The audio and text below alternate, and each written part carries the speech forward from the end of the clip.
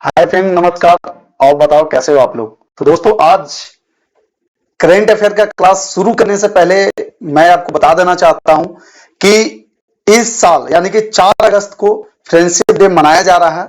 ये दिन दोस्ती के रिश्ते को जश्न के रूप में मनाने का पर्व है। हर व्यक्ति के जीवन में एक दोस्त का होना जरूरी होता है। दोस्त जीवन को आसान और मजेदार बना देता है। तो मैं उन सभी दोस्तों के लिए कुछ पेश करना चाहता हूं कि आकाश पर निगाहें हो तेरी, मंजिल कदम चूमे तेरी। आकाश की निगाहें हो तेरी, मंजिल कदम चूमे तेरी। आज दिन है दोस्ती का, तू सदा खुश रहे, ये दुआ है मेरी। तू सदा खुश रहे, ये दुआ है मेरी। तो मेरे जितने भी तमाम दोस्त हैं, उन सभी दोस्तों को मैं तहे दिल से नमन करता हूं और नमस्कार करता हूं और आप सभी को शुक्रिया अदा करता हूं कि आप मेरे इतने अच्छे दोस्त हैं। और स्पेशली मैं बता दूं कि इस VS अड्डा परिवार में जितने भी मेरे शिक्षक गण हैं, मेरे टेक्निकल टीम वाले हो गए, चाहे वो कंटेंट राइटर हो गए, आप सभी लोग को मैं तहे दिल से शुक्रिया अदा करना चाहता हूं। क्योंकि आपकी वजह से ही हमारा जो VS अड्डा इतना आगे बढ़ रहा है। तो मैं आप सभी का शुक्रगुजार हूं इस फ्रेंडशिप डे पे, और जितना ज्यादा हो सके मेरे से जितना बनेगा मैं हमेशा आप लोग को सपोर्ट करूंगा। चलिए, तो आज का हम करंट अफेयर शुरू करते हैं। ये वीकली करंट अफेयर है और ये आपको बता दूं कि ये 23 कितना सर 29 जुलाई से लेके कितना 29 जुलाई से लेके 3 अगस्त तक का एक करंट अफेयर है। मैं डेली करंट अफेयर लेता हूं। तो अगर वैसे बच्चे जो लगता है कि बीच में नहीं करंट अफेयर का क्लास देख पाए होंगे, तो घबराने की बिल्कुल बात नहीं है। इसलिए नहीं है क्योंकि ये जो है पूरा 1 वीक का मैं करवा रहा हूं, ठीक है। और इसके जस्ट बाद आपको पूरा मंथ का यानी कि 1 जुलाई से लेकर 31 जुलाई तक आपको पूरा का पूरा करंट अफेयर का मंथली वीडियो आ जाएगा, ठीक है। तो चलिए, और बता दूं कि हमारा जो VS अड्डा चैनल है उसका एप्लीकेशन भी है, ठीक है। ये VS अड्डा ऐप है। आपको बता दूं कि VS अड्डा ऐप है। और आपसे मेरा गुजारिश है कि जो आप वीडियो देख रहे हैं, आप प्लीज इस वीडियो को देखने के बाद VS अड्डा ऐप को आप गूगल प्ले स्टोर से जरूर डाउनलोड कर लेना। गूगल प्ले स्टोर से आप जरूर इसको डाउनलोड कर लेना। यहाँ पे आपको जब मोबाइल में अगर देखोगे तो इस टाइप का लोगो बन के आएगा VS अड्डा का। तो ये आप इसको क्या करना, डाउनलोड करना। यहाँ पर आपको क्या है सर, फ्री का PDF आपको मिलेगा। फ्री का PDF मिलेगा, प्लस अगर आप इंटरेस्टेड हैं तो यहाँ पे बहुत सारा कोर्सेस आपके लिए बहुत ही कम दामों में, मात्र 21 रुपया 49 रुपया, मैक्सिमम 99 रुपीज है हमारे VS अड्डा पे। मैक्सिमम 99 रुपीज है किसी एक कोर्स का, इससे ज्यादा किसी कोर्स का नहीं है। तो आप जाओ, वहां से जाके आप बाई कर सकते हो। अगर आप हमारे सोशल मीडिया पे जुड़ना चाहते हैं तो हमारा यूट्यूब चैनल है, फेसबुक भी है और आपका इंस्टाग्राम भी है और टेलीग्राम भी है। तो आपको कुछ नहीं करना, बस आप सोशल मीडिया पर VS अड्डा आप सर्च करोगे, आपको इन सभी जगहों पे आपको VS अड्डा मिल जाएगा, ठीक है। और शुरू करने से पहले मैं बता दूं कि पढ़ाई हमेशा इतनी करो कि लड़की भले रिजेक्ट कर दे पर उसका बाप सिलेक्ट कर ले, पर उसका बाप सिलेक्ट कर ले। कितनी अच्छी बात बोली गई है। ये बात मेरा डायलॉग हमेशा याद रखना, ठीक है। ये मेरा ही डायलॉग है कि पढ़ाई हमेशा इतनी करो कि लड़की भले रिजेक्ट कर दे पर उसका बाप सिलेक्ट कर ले, उसका बाप हमेशा सिलेक्ट कर ले। तो उसका अगर चाहते हैं कि लड़की के पिताजी आपको सिलेक्ट करें तो उसके लिए आपको भैया पढ़ना पड़ेगा, क्योंकि प्यार भी प से शुरू होता है, ठीक है। और पढ़ाई भी प से शुरू होता है, पी से ही। तो पहले पढ़ाई कर लो, फिर बाद में अपना प्यार कर लेना, ठीक है। चलिए शुरू करते हैं। हमजा हज जिनका हाल ही में निधन हो गया, किस देश के उपराष्ट्रपति थे? किस देश के थे सर? तो ये इंडोनेशिया के थे। कहां के थे सर? इंडोनेशिया के थे। इनके बारे में बता दूं कि इंडोनेशिया के पूर्व राष्ट्रपति हमजा हज का 84 वर्ष की आयु में निधन हो गया। उन्होंने 2001 से 2004 तक राष्ट्रपति मेगावती सुकर्णो पुत्री के अधीन उपराष्ट्रपति के रूप में कार्य किया। उनकी मृत्यु 24 जुलाई को जकार्ता में हुई। और मैं बता दूं कि इंडोनेशिया की राजधानी कहां है सर? तो वो है आपका जकार्ता। इसकी राजधानी कहां है? जकार्ता। मैं पेन भी चेंज कर लेता हूं, नहीं तो फिर बोलोगे सर सेम पेन चल रहा है, ठीक है। हमजा हज ने विदेश मंत्री और लोगों के कल्याण के समन्वय मंत्री के रूप में भी महत्वपूर्ण भूमिकाएं निभाई और 2004 के राष्ट्रपति चुनाव में दावेदार रहे, ठीक है। तब समझ में आ गया कि हमजा हज है जिनका निधन हुआ है, कहां के उपराष्ट्रपति थे? इंडोनेशिया के, ठीक है। इंडोनेशिया की राजधानी कहां है? तो वो है सर आपका जकार्ता। नेक्स्ट है, भाजपा के वरिष्ठ नेता प्रभात झा का हाल ही में 67 वर्ष की आयु में निधन हो गया। वे राजनीति के प्रमुख व्यक्ति थे। उन्होंने राज्य भाजपा अध्यक्ष और राज्यसभा सांसद के रूप में कार्य किया था। कहां के थे सर ये? तो मैं बता दूं कि ये मध्य प्रदेश के थे। कहां के थे सर ये? मध्य प्रदेश के थे। इनके बारे में देखते हैं कि बीजेपी के वरिष्ठ नेता और पूर्व मध्य प्रदेश अध्यक्ष प्रभात झा का निधन आज सुबह 5 बजे गुरुग्राम के मेदांता अस्पताल में हुआ। वे लंबे समय से गंभीर बीमारी से पीड़ित थे और जून से अस्पताल में भर्ती थे। उनके बेटे अत्ययन ने बताया कि उनका अंतिम संस्कार ग्वालियर या उनके पैतृक गांव कोरियाही सीतामढ़ी बिहार में किया जाएगा। प्रभात झा का जन्म 4 जून 1957 को बिहार के दरभंगा जिले के हरिहरपुर गांव में हुआ था। ठीक है,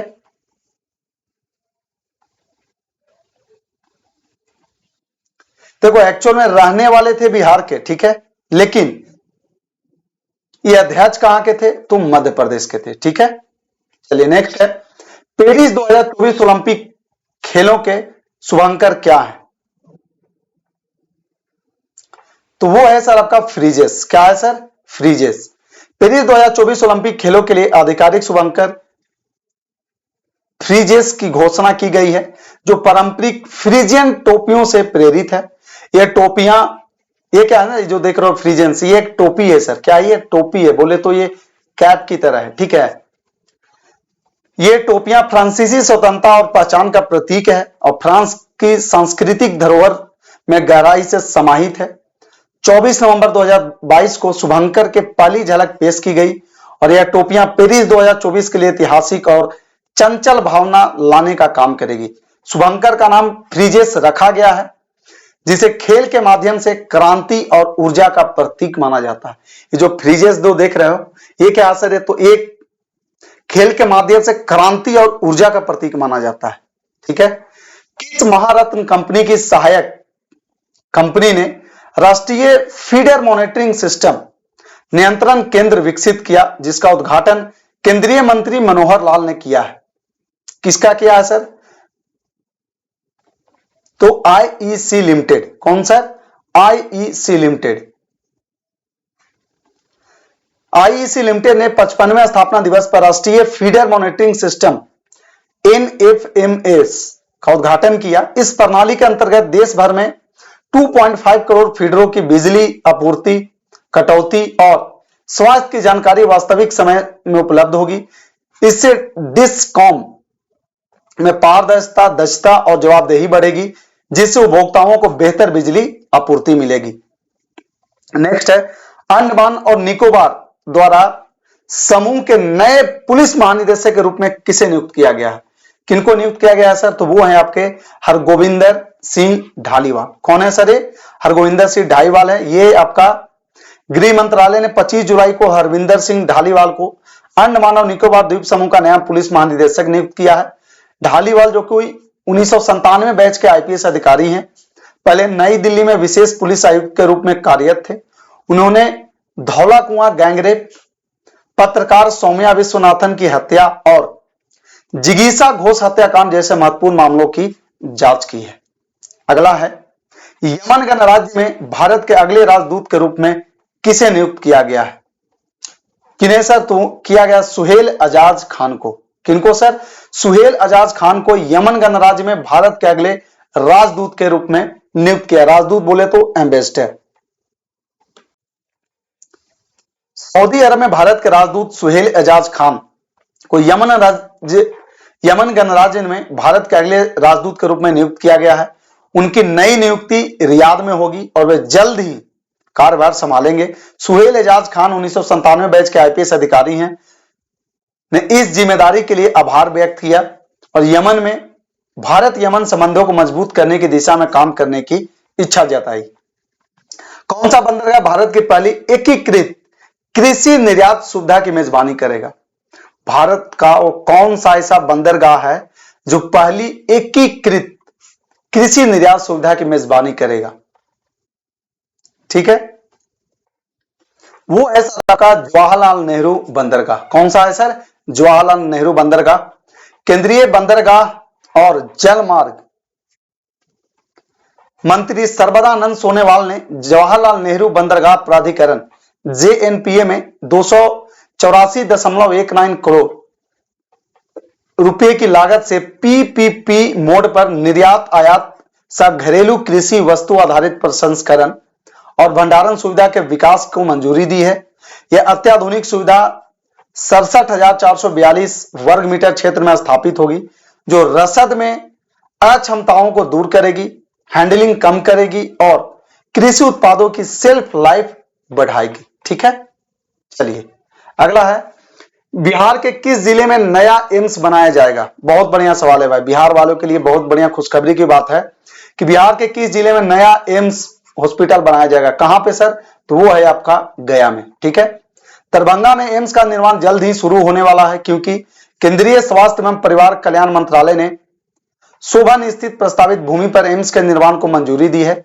18 से 19 मार्च 2024 को केंद्र सरकार की तकनीकी टीम ने शोभन एकमी बाईपास के पास प्रस्तावित भूमि का सर्वेक्षण किया और इसे एम्स के निर्माण के लिए उपयोग किया। ठीक है, नेक्स्ट है 2024-25 के लिए एशियन डिजास्टर प्रिपेयर्डनेस सेंटर का अध्यक्ष किसने संभाला है? इसका अध्यक्ष किसने संभाला है सर? वो कोई और नहीं बल्कि राजेंद्र सिंह है। कौन है सर? राजेंद्र सिंह। प्रधानमंत्री नरेंद्र मोदी के नेतृत्व में भारत आपदा जोखिम न्यूनीकरण DRR की महत्वपूर्ण भूमिका निभा रहा है। भारत ने कई वैश्विक पहल की है, जिनमें आपदा रोधी अवसंरचना के लिए अंतरराष्ट्रीय संगठन CDRI की स्थापना शामिल है। राष्ट्रीय आपदा प्रबंधन के सदस्य राजेंद्र सिंह ने 2024-25 के लिए एशियाई आपदा तैयारी केंद्र ADPC की अध्यक्षता संभाली है, जो पहले चीन के पास थी। ADPC एक स्वायत्त अंतरराष्ट्रीय संगठन है जिसमें भारत और 8 अन्य देश शामिल है। ठीक है, चलिए अगला सवाल है, Cholamandalam investment fund, Cholamandalam investment and finance company के प्रबंध निदेशक के रूप में किसे नियुक्त किया गया है? तो वो है आपके रविंद्र कुमार कुंडू। अगला है, भारत के मिसाइल मैन के रूप में किसे जाना जाता है? तो हर किसी को पता है, डॉक्टर APJ अब्दुल कलाम को बोला जाता है। इनके बारे में देख लेते हैं। डॉक्टर APJ अब्दुल कलाम जी ने भारत का मिसाइल मैन कहा जाता है। भारत के वैज्ञानिक और तकनीकी विरासत के प्रमुख प्रतीक हैं। उनका जन्म 15 अक्टूबर 1931 को तमिलनाडु के रामेश्वरम में हुआ था। सेंट जोसेफ कॉलेज से भौतिकी में स्नातक और मद्रास इंस्टीट्यूट ऑफ टेक्नोलॉजी में से आगे की पढ़ाई के बाद उन्होंने रक्षा अनुसंधान एवं विकास संगठन DRDO और भारतीय अंतरिक्ष अनुसंधान संगठन ISRO में महत्वपूर्ण भूमिका निभाई है। उन्होंने SLV-3 और IGMDP के तहत अग्नि और पृथ्वी मिसाइलों का विकास किया। ठीक है, चलिए नेक्स्ट है, किस तारीख को केंद्रीय रिजर्व पुलिस बल CRPF के 50वें स्थापना दिवस के रूप में मनाया गया? कब सर? तो आपका 27 जुलाई। मैं बता दूं कि केंद्रीय रिजर्व पुलिस बल जो है आपका भारत का सबसे बड़ा सशस्त्र पुलिस बल है, जो गृह मंत्रालय के अधीन काम करता है। इसका स्थापना 27 जुलाई 1939 को क्राउन रिप्रेजेंटेटिव पुलिस के नाम से की गई थी और भारत की स्वतंत्रता के बाद इसका नाम बदलकर CRPF रखा गया। इसका स्थापना दिवस हर साल 27 जुलाई को मनाया जाता है। CRPF देश की आंतरिक सुरक्षा को बनाए रखने, नक्सल प्रभावित क्षेत्रों में अभियानों, चुनावी सुरक्षा और आतंकवाद विरोधी अभियानों में सक्रिय रहता है। नेक्स्ट है, 2024 में महिला एशिया कप का खिताब किस देश ने जीता है? तो सर ये श्रीलंका ने जीता है। किसने जीता है? श्रीलंका ने जीता है। तो श्रीलंका ने विमेंस एशिया कप 2024 का खिताब जीतकर इतिहास रचा। फाइनल में श्रीलंका ने भारत को 8 विकेट से हराया। भारत ने पहले बल्लेबाजी करते हुए 20 ओवर में 6 विकेट पर 165 रन बनाए, जिसमें स्मृति मंधाना ने 60 रन, ऋचा घोष ने 30 रन और जेमिमा रोड्रिग्स ने 29 रन बनाए। श्रीलंका ने 18.4 ओवर में 2 विकेट पर 167 रन बनाकर जीत हासिल की। कप्तान चमारी अट्टापट्टू ने 61 रन और हर्षिता समर विक्रमा ने नवाद 69 रन की पारी खेली। कविसा दिलहारी ने 16 गेंदों पर 30 रन बनाकर नवाद रहते हुए जीत को सुनिश्चित किया। अगला है, पूर्व भाजपा अध्यक्ष मास्टर मथन, जिनका हाल ही में निधन हो गया, किस राज्य का प्रतिनिधित्व करते थे? देखो इसमें आपको जो सवाल मिल रहा है ना, इसमें आप जितना जो सवाल आप देख रहे हो, इस सारा का सारा जो आप देख रहे हो, टोटल के टोटल सर, आपको जो डेली जो मैं करंट अफेयर लिया हूं ना, उसी का सवाल है ये, कहीं दूर का ये नहीं है, ठीक है। उसी का सवाल है। पुराना मेरा करंट अफेयर का वीडियो देखोगे तो आपको खुद ही बोलोगे सर ये तो पढ़ा हुआ, बिल्कुल पढ़ा हुआ। आपको मैं इतने बार पढ़ा दूंगा। जैसे देखो मेरा पढ़ाने का तरीका बता देता हूं। पहले तो मैं डेली लेता हूं, डेली करंट अफेयर लेता हूं, ताकि आपको एक बार डेली याद कर लो। जब मैं डेली भी लेता हूं तो इसमें 3 तरह का कैटेगरी रहता है। पहले क्या रहता है, पहला पूरा एकदम एक्सपेंडेड फॉर्म में रहता है, सबको समझा के, ठीक है। दूसरा आपका क्या रहता है, एमसीक्यू फॉर्म में रहता है। फिर तीसरा वन लाइनर रहता है, मतलब कि एक ही फैक्ट को 3 बार, 3 टाइम्स डेली में कराता हूं। पहला चीज हो गया। दूसरा आपका क्या रहता है कि मैं वीकली कराता हूं, ठीक है। उसके बाद मैं मंथली करवाता हूं, फिर मैं आपका हाफ ईयरली करवाऊंगा, फिर आपका क्या ईयरली करवाऊंगा। यानी कि आपको मैं इतना करा दूंगा कि आपको करंट अफेयर का दूसरा चैनल पे जाके देखने का जरूरत ही नहीं रहेगा। आप खुद ही बोलोगे कि नहीं सर, हमें VSR अड्डा पे ही एकदम करंट अफेयर का कंप्लीट करना। मैं सच बता रहा हूं, आप खुद ही बोलोगे कि सर अब हमें VSR अड्डा पे ही करना है सर, ठीक है। आपको करंट अफेयर दूसरा जगह करने का, और मैं बता दूं कि इस पे सबसे बड़ी बात क्या है कि जो क्लास यहाँ पे चलता है, इसका आपको पीडीएफ जो है आपको VSR अड्डा एप्लीकेशन पर डेली अपलोड होता है। पता नहीं आप जाके चेक करते हो कि नहीं करते हो, लेकिन डेली वहां पे अपलोड होता है। तो आप चाहो तो वहां से जाकर भी इसका यहां से एक बार वीडियो देख लो। क्या करो, देखो जैसे आपको लगता है सर मेरे पास कम समय रहता है, तो ये काम करो, आप इसको क्या करो कि 2 के स्पीड में देख लो, उसके बाद इसका जो पीडीएफ रहता है उसको पढ़ लो। तो मैं बताता हूं आपको, आधे घंटे में 15 मिनट में, अगर मान के चलो 30 मिनट का वीडियो हो, 2 के स्पीड में देखोगे तो ऑब्वियस सी बात है आप आराम से 7.5 से 10 मिनट में आराम से देख लोगे। ऐड वगैरह भी आएगा तब भी आप जल्दी देख लोगे, ठीक है। पहला चीज 15 मिनट में हो गया वीडियो, फिर 15 मिनट आप पीडीएफ पढ़ लो, यानी कि आधा घंटा में आप यूं ही हो जाएगा। अगर कहीं बस से ट्रेवल कर रहे हो, घर में बैठे हो, कभी भी एक बार वीडियो देख लिए, पीडीएफ देख लिए, हो गया।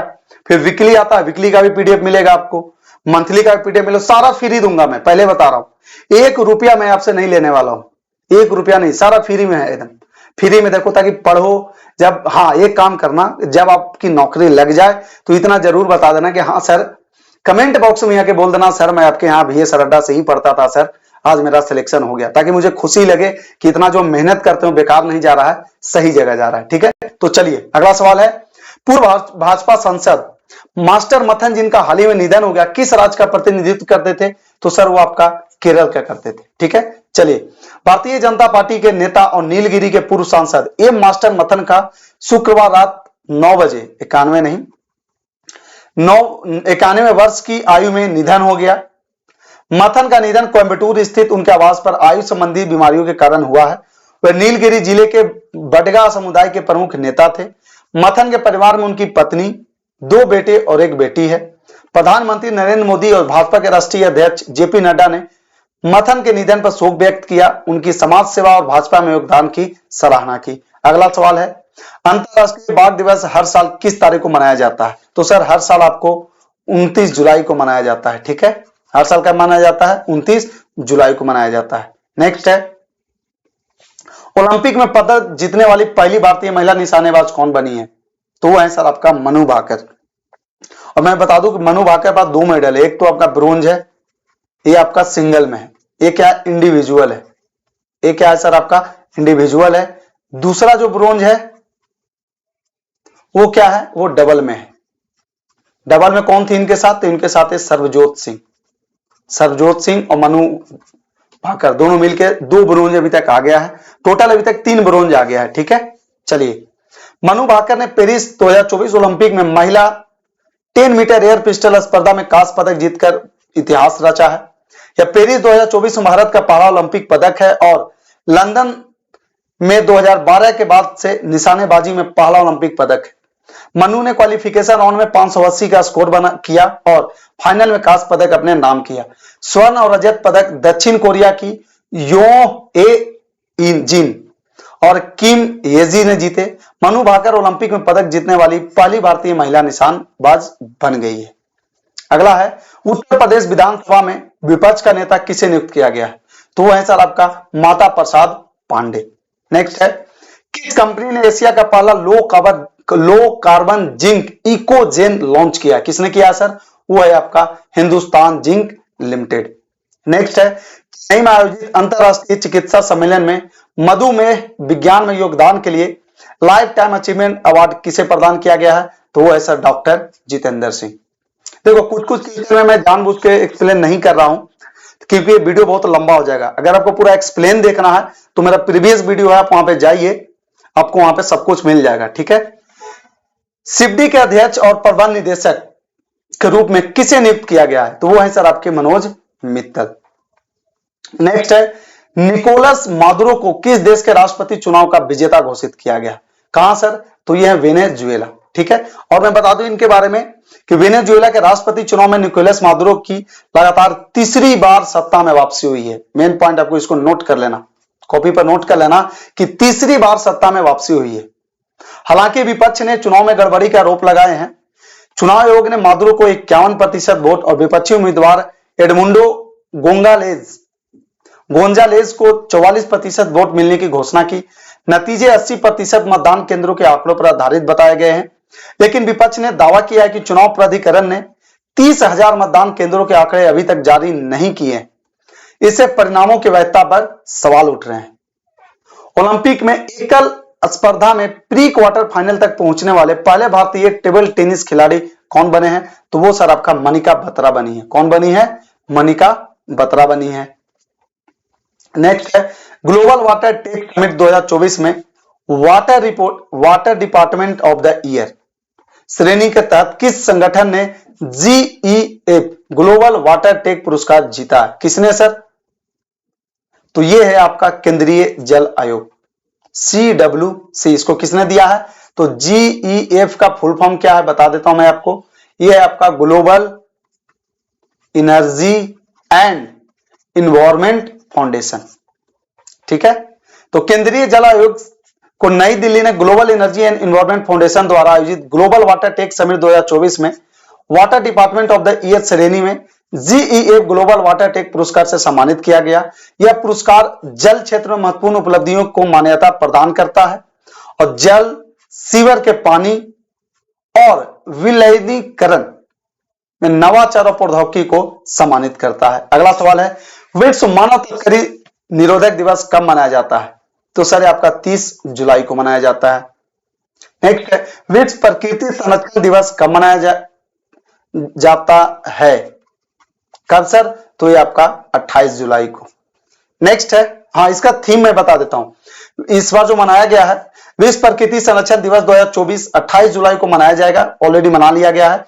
इस वर्ष की थीम क्या है? तो अब थीम याद रखना, लोगों और पौधों को जोड़ना, वन्य जीव संरक्षण में डिजिटल नवाचार की खोज करना। आपके लिए यही मोस्ट इंपॉर्टेंट है, लोगों और पौधों को जोड़ना, वन्य जीव संरक्षण में डिजिटल नवाचार की खोज करना। यह आपका मुख्य बिंदु है। ठीक है, जो प्रौद्योगिकी और प्रकृति संरक्षण के मेल को उजागर करती है।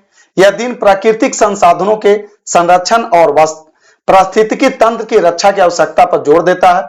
प्रकृति जो जीवन के लिए आवश्यक ऑक्सीजन, पानी और भोजन प्रदान करती है, मानव गतिविधियों के कारण नुकसान का सामना कर रही है। ठीक है। अगला सवाल है, इंग्लिश चैनल पार करने वाली सबसे युवा और सबसे तीव्र महिला पैरा तैराक कौन बनी है? महिला पैरा तैराक बात कर रहा है। क्या बोल रहा है सर? ये पैरा तैराक मतलब कि ये हैंडीकैप है। ठीक है, कौन बनी है सर? तो ये है सर आपकी जिया राय। कौन है सर? जिया राय। इनके बारे में बता दूं कि भारत की 16 वर्षीय पैरा तैराक जिया राय ने इंग्लिश चैनल को पार करने का एक नया रिकॉर्ड स्थापित किया है। इन्होंने इंग्लैंड के एवाटस क्लिफ से फ्रांस के पोइंटे डे ला कोट ड्यून तक की 34 किलोमीटर की दूरी को 17 घंटे और 25 मिनट में पार करके सबसे कम उम्र की सबसे तेज महिला पैरा तैराक बनने का रिकॉर्ड बनाया।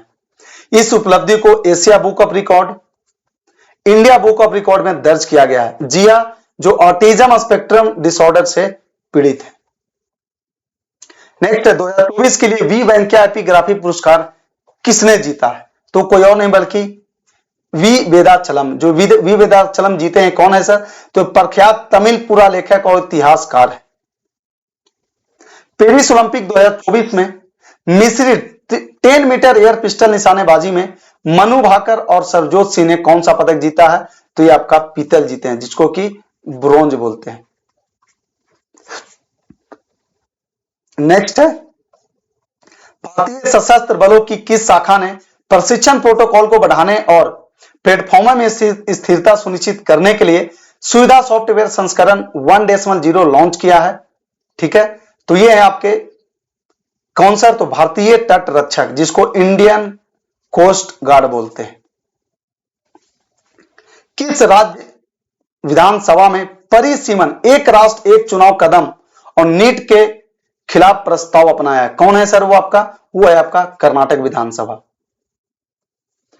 94वें अंतरराष्ट्रीय भौतिकी ओलंपियाड 2024 में भारत कौन से स्थान पर रहा है? कौन से स्थान पर रहा है सर भारत? तो सर भारत चौथे स्थान पर रहा है। ठीक है, इसके बारे में बता दूं कि भारतीय प्रतिनिधि मंडल ने 21 से 29 जुलाई 2024 तक ईरान के इस्फहान में आयोजित 54वें अंतरराष्ट्रीय भौतिकी ओलंपियाड में शानदार सफलता प्राप्त की। भारत से 5 प्रतिभागी ने भाग लिया, जिसमें 2 स्वर्ण 3 रजत पदक आए। टोटल कितना था सर? टोटल 5 लोग भाग लिए इसमें। ठीक है, जिसमें 2 गोल्ड और 3 सिल्वर मेडल आए। ठीक है, बहुत बढ़िया बात है। ठीक है, स्वर्ण पदक जीतने वाले में को नाम में बता दूं तो रिदम केडिया जो कि रायपुर के हैं, वेद लाहौटी इंदौर को मिला, जबकि रजत पदक आकाश राज सहाय नागपुर, भाविया तिवारी नोएडा और जयवीर सिंह कोटा ने जीते। भारत पदक तालिका में वियतनाम के साथ चौथे स्थान पर रहा है सर। ठीक है, चलिए नेक्स्ट है, विश्व फेफड़े का कैंसर दिवस 2024 किस दिन मनाया गया? तो सर ये आपका 1 अगस्त को मनाया गया। और इसका थीम क्या था? तो थीम है देखभाल की कमी को पूरा करें, हर किसी को कैंसर देखभाल तक पहुंच का अधिकार है। ठीक है, जय शाह के बाद एशियाई क्रिकेट परिषद का अगला अध्यक्ष कौन बनेंगे? तो मोहसिन नकवी बनेंगे। ठीक है, ये कहां के हैं सर? तो पाकिस्तान क्रिकेट बोर्ड के अभी अध्यक्ष हैं। नेक्स्ट है, ईस्टर्न कोल फील्ड लिमिटेड के अगले सीएमडी के रूप में किसे नियुक्त किया गया है? अगले सीएमडी के रूप में तो वो है सर आपका सतीश झा। कौन है सर? सतीश झा। अगला सवाल है, राष्ट्रीय आवास बैंक के प्रबंध निदेशक का पदभार किसने संभाला है? तो वो है आपके सर संजय शुक्ला। अगला सवाल है, यूपीएससी के नए अध्यक्ष के रूप में किसे नियुक्त किया गया है? तो वो है सर आपका प्रीति सूदन। इनको क्यों किया गया है? तो इसके पहले जो अध्यक्ष थे मनोज सोनी जो थे, वो उन्होंने अपना किसी वजह से इन्होंने इस्तीफा दे दिया, इस वजह से प्रीति सूदन को नया बनाया गया है। उस भारतीय टेनिस खिलाड़ी का नाम बताइए जिसने पेरिस 2024 ओलंपिक के बाद भारतीय टेनिस से संन्यास की घोषणा की है। कौन है सर? वो है आपके रोहन बोपन्ना। नेक्स्ट है, अश्विनी पोनप्पा ने पेरिस 2024 ओलंपिक के बाद किस खेल से संन्यास की घोषणा की है? तो उन्होंने बैडमिंटन से संन्यास की घोषणा की है। अगला है, किस बाघ अभयारण्य में विद्युत उत्पादन के लिए पवन टरबाइन स्थापित किया गया? ये कौन सा है सर? तो पेरियार टाइगर रिजर्व है। नेक्स्ट है, वेस्ट ब्रिज कैपिटल ने $120 मिलियन की नई फंडिंग के साथ कौन सा स्टार्टअप यूनिकॉर्न बन गया है? कौन सा है सर? तो ये आपका रैपिडो है। कौन सा है? रैपिडो है। अगला है, भारत मंडपम नई दिल्ली में युग युगीन भारत संग्रहालय पर राज्य संग्रहालय सम्मेलन का उद्घाटन किसने किया? तो वो है सर आपके श्री गजेंद्र सिंह शेखावत। थोड़ा इसके बारे में बात कर लेते हैं। केंद्रीय संस्कृति और पर्यटन मंत्री श्री गजेंद्र सिंह शेखावत ने 1 से 3 अगस्त 2024 तक नई दिल्ली में आयोजित युग युगीन भारतीय संग्रहालय पर राज्य संग्रहालय सम्मेलन का उद्घाटन किया। यह 3 दिवसीय सम्मेलन प्रधानमंत्री नरेंद्र मोदी के युग युगीन भारत संग्रहालय के विजन को साकार करने के उद्देश्य से आयोजित किया गया। सम्मेलन का लक्ष्य राज्य संग्रहालयों और केंद्र सरकार के बीच सहयोग को बढ़ावा देना है और वैश्विक सर्वोत्तम प्रथाओं का आदान प्रदान करना है। अगला है, पहली महिला महानिदेशक चिकित्सा सेवा के रूप में किसे नियुक्त किया गया है? तो वो है सर आपका लेफ्टिनेंट जनरल साधना सक्सेना नायर। इनके बारे में बता दूं कि लेफ्टिनेंट जनरल साधना सक्सेना नायर 1 अगस्त 2024 से चिकित्सा सेवा सेना के महानिदेशक का पदभार संभालेंगी। यह पद ग्रहण करने वाली वह पहली महिला होंगी। इससे पहले उन्होंने एयर मार्शल के पद पर पदोन्नति के बाद अस्पताल सेवा सशस्त्र बल के महानिदेशक का पद भी संभाला था, जहां में पहली महिला थी। लेफ्टिनेंट जनरल नायर ने अपनी शिक्षा सेंट मेरी कॉन्वेंट प्रयागराज और लोरेटो कॉन्वेंट लखनऊ से की और पुणे के सशस्त्र बल मेडिकल कॉलेज से स्नातक की डिग्री प्राप्त की। चलिए अगला सवाल है, स्वप्निल कुसले ने निशानेबाजी में भारत के लिए तीसरा कांस्य पदक जीता। स्वप्निल कुसले ने किस स्पर्धा में भारत के लिए पहला ओलंपिक कांस्य पदक जीता? तो सर ये आपका 50 मीटर में तीसरा पोजीशन लाए हैं सर, ठीक है। स्वप्निल कुसले ने पेरिस ओलंपिक 2024 में पुरुषों की 50 मीटर राइफल सीरी पोजीशन स्पर्धा में भारतीय पदक जीतकर भारतीय खेल इतिहास में महत्वपूर्ण मील का पत्थर साबित किया। यह भारतीय निशानेबाजी के लिए एक महत्वपूर्ण उपलब्धि है जो खेल में देश के बढ़ते कद को दर्शाती है। कुसले की यह सफलता उनकी बड़ी मेहनत और प्रतिभा का प्रमाण है। यह युवा एथलीटों को प्रेरित करेंगे। स्वप्निल कुसले का जन्म 1995 में महाराष्ट्र के किसान परिवार में हुआ था। तो ये था आपका सर पूरा आज का आपका करंट अफेयर का जो पूरा वीकली करंट अफेयर है। अगर आपको ये वीडियो अच्छा लग रहा हो तो प्लीज इस वीडियो को जितना ज्यादा लाइक करें, शेयर करें और जितना ज्यादा हो अपने दोस्तों के साथ जरूर शेयर करें, ठीक है। और अगर आप हमसे जुड़ना चाहते हैं तो ये देखिए VS अड्डा का है, ये सोशल मीडिया साइट है, चैनल हो गया, यूट्यूब चैनल हो गया, फेसबुक हो गया, इंस्टाग्राम हो गया, टेलीग्राम हो गया।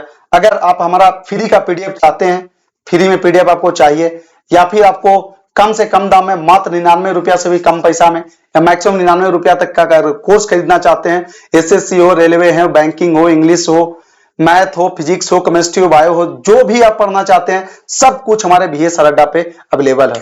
तो बिना देरी किए आप अपने मोबाइल से एक बार जरूर VS अड्डा एप्लीकेशन को डाउनलोड करें और अपनी तैयारी को मजबूत करें।